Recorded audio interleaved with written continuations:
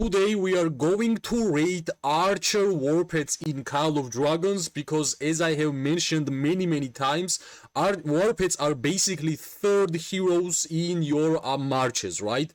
Of course, it's really important to know which war pet you have to invest your time, especially because making your war pet's talent skill to 3-star, it's basically impossible by spending in this game. So everybody kinda have to grind and catch a lot of war pets in order to get 4,000 experience, right? Here we are having S, A, B, and C tier, and of course we are going to rate mainly archer war pets because I have highest experience by playing as an archer main for more than 1,000 days, right? The war pets which we are going to rate are Windweasel, Barbed Manticore, Night Roc, Snowpeak Roc, Venomous Lizard, Shadow Manticore, and of course Sand Lizard, right?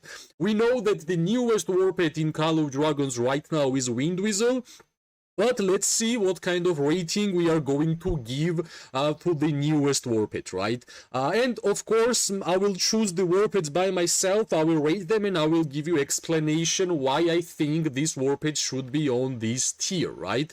So, the first war pet which I want to speak is, of course, Sand Lizard, right?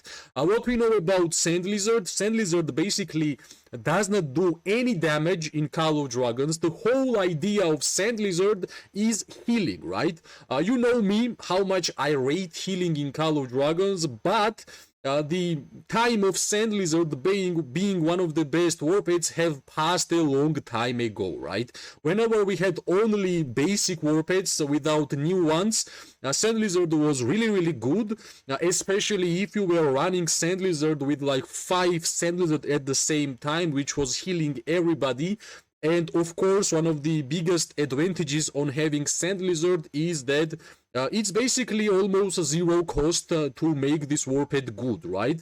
But at the same time, if we are rating towards each other, like which one is better than, or which one is worse, I would say Sand Lizard rating came down a lot, right?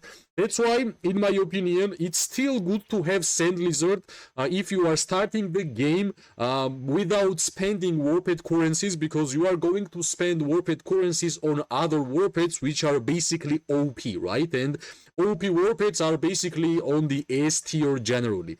That's why I would put, for now, Sand Lizard on a C tier. Maybe when we're gonna continue rating other Warpeds, I will change my mind and I will put somewhere else.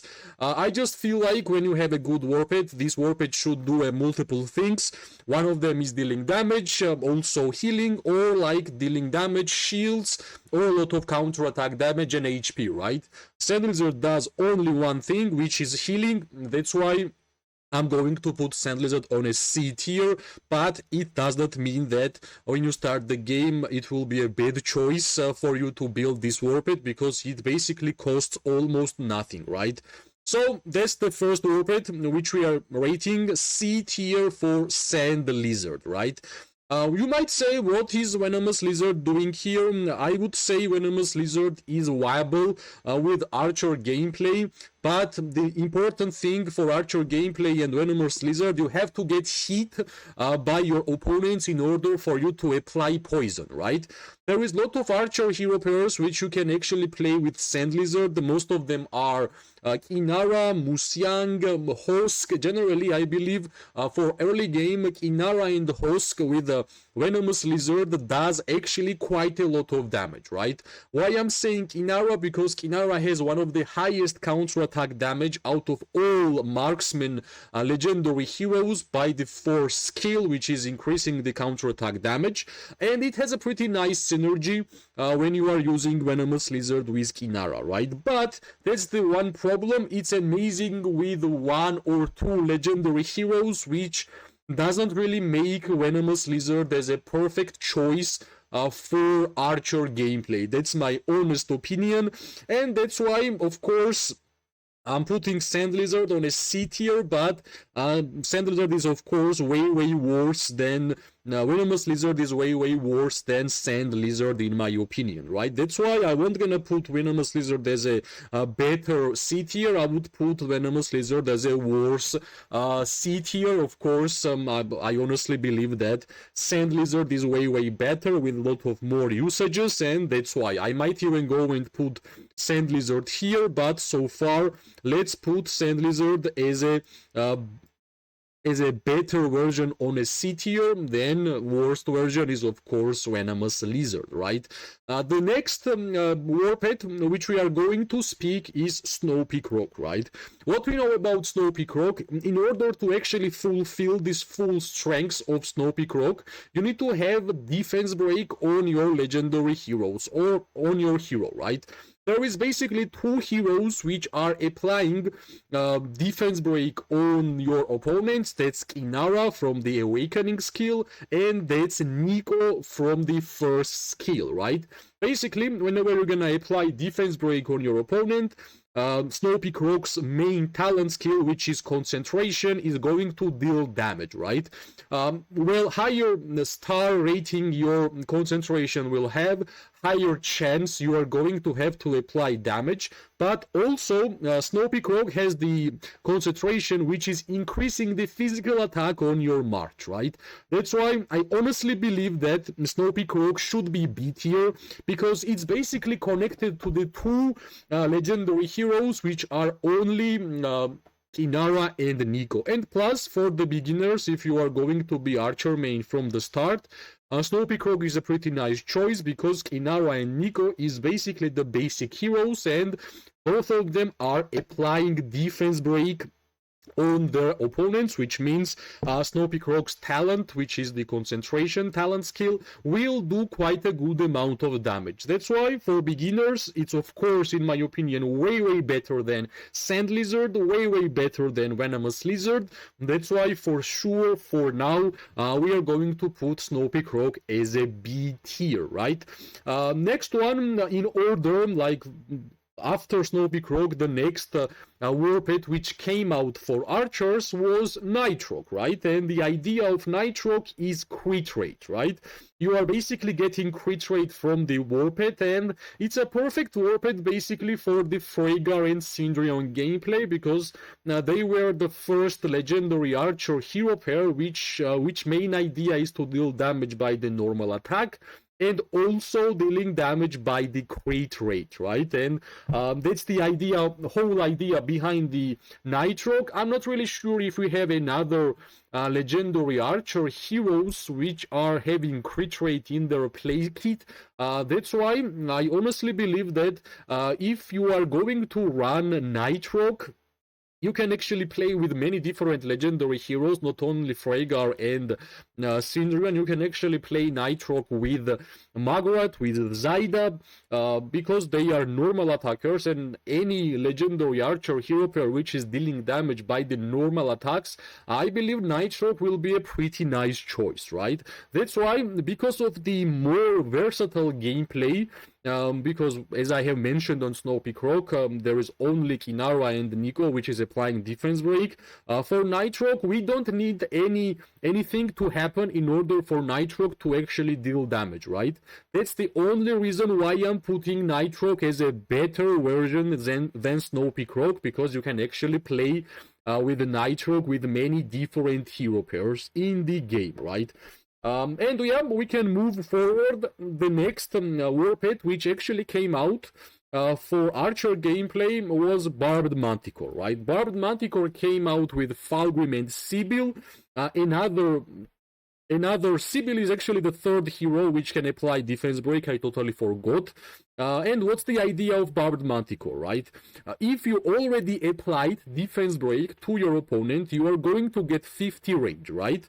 But if you have not applied the defense break on your opponent, Puncture will apply its own defense break, which makes Barbed Manticore even more versatile than Snowpeak Roc, Night Roc, and Sand Lizard, and of course Venomous Lizard, right?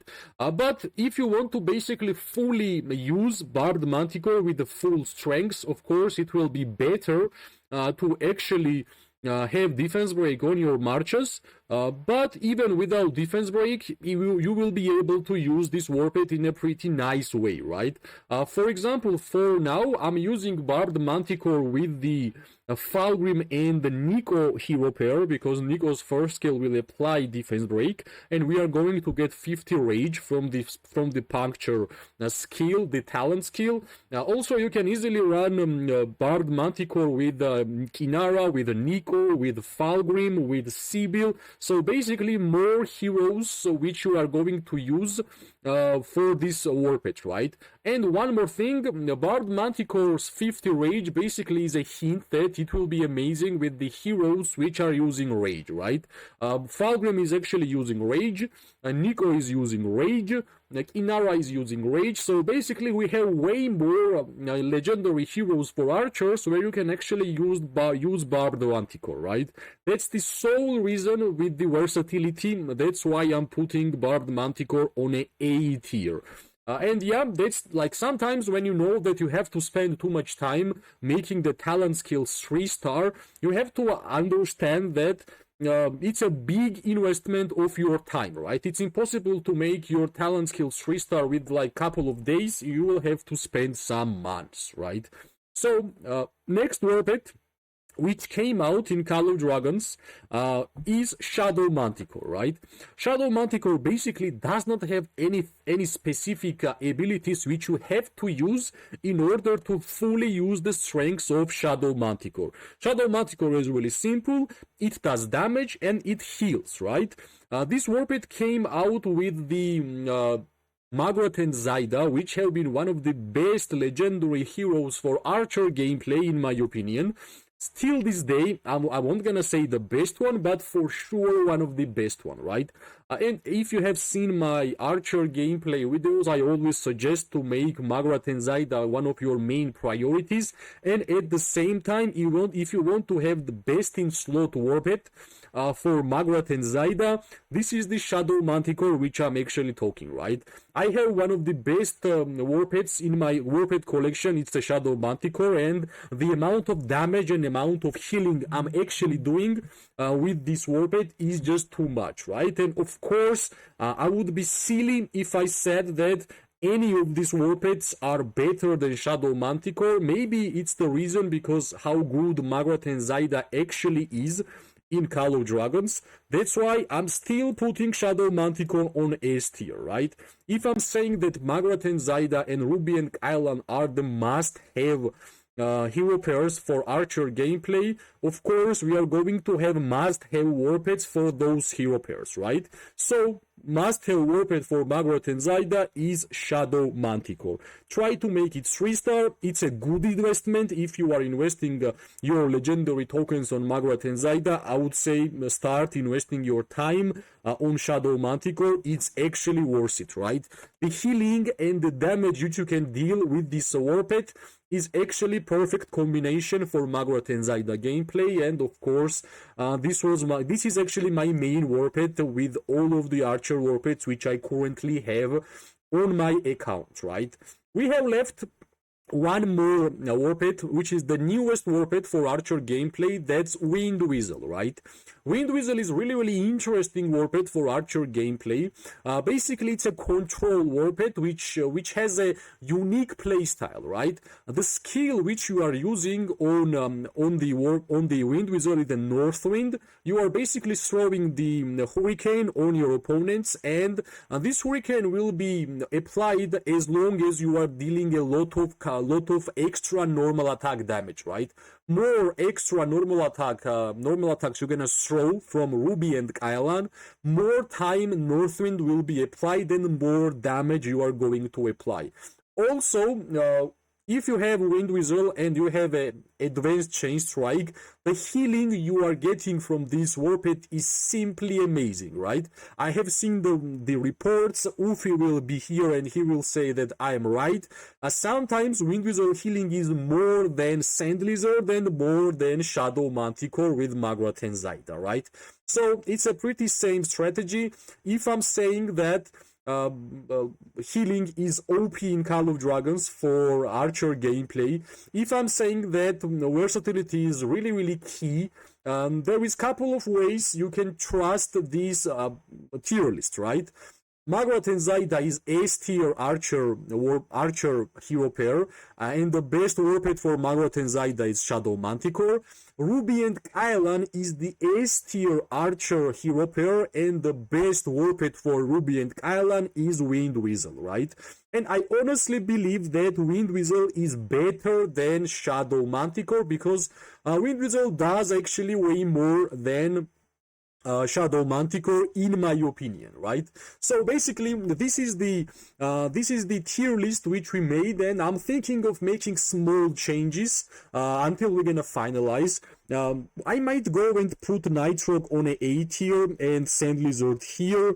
Snowpeak Roc is way better than Sand Lizard. Venomous Lizard is, yeah, it needs to have a lot of things to happen in order for the Warped to actually apply poison towards opponents. But yeah, like it's a really small margins why I'm putting these Warpeds here. Also, we always have to think about the hero pairs where these Warpeds will be actually great. And if we are saying that Shadow Manticore and Windweasel is the best Warpeds, another reason why they are the best ones, because in my opinion, Magrat and Zaida and Ruby and Kylan are the best archer hero pairs in Call of Dragons, right? So that's the tier list which I have currently. This is basically the 3rd anniversary of Call of Dragons, which is coming to the town in 1 month. And so far, I would say this would be my Archer gameplay Warped tier list for the late game gameplay, right? Because, well, in the beginning, we don't have Shadow Manticore, Windweasel, Barbed Manticore. We only have Snowpeak Roc, Sand Lizard, and Venomous Lizard. Out of the basic ones, Snowpeak Roc is the best one. Then we are getting Nitroc, then we are getting Barbed Manticore, Shadow Manticore, and Windweasel, right? So, yeah, it's pretty hard to make a decision whenever you are deciding on Warpeds, and I will repeat why it's important to know which Warped is the best one to invest your time, because main talent skill is impossible to buy with your funds. It's impossible to purchase with any currency in Call of Dragons. Only way how you can actually make your Warped strong is by grind, right? Catching the same Warped a lot of times. With my calculations, if you are a free-to-play player just like me, you need like 4, 5, maximum 6 months in order to make one Warped's main talent skill to 3-star, right? So if you are making a bad decision with your Warpeds, imagine you are basically wasting 6 months of the gameplay without knowing which Warped is the best one to invest your time, right? Of course, if you want to see what are the skills which are the best one to apply for Archer Warpeds, I have already done the video about the skills of Warpeds for every single troop type, which ones are the best ones, average and bad ones, and hopefully everybody is building Archer Warpeds with the Chain Strike synergy, because that's the synergy which is, in my opinion, the best one currently in the game, right? So yeah, as always, I'm ready for some criticism. I'm ready for your reviews. It's always important for me to understand what people think about the game, because I never think that I know everything. I never think that I know everything in the details. I always share my thoughts and ideas by my own gameplay, right? And currently I have 3-star Snowpeak Roc, I have 3-star Barbed Manticore, I have 3-star Shadow Manticore, and I'm currently building my Windweasel, which is currently only 2-star. So hopefully after watching this video it will be easier for you to make a decision on which Warped to invest. I believe S tier are the must-haves, and then it's basically personal which ones you are going to invest your time, right? As always, if you like the video, press like, subscribe, share. It always gives me more and more motivation to make more content for this game. I wish everybody amazing day, morning and night. We are going to see each other really soon. Bye bye and good luck.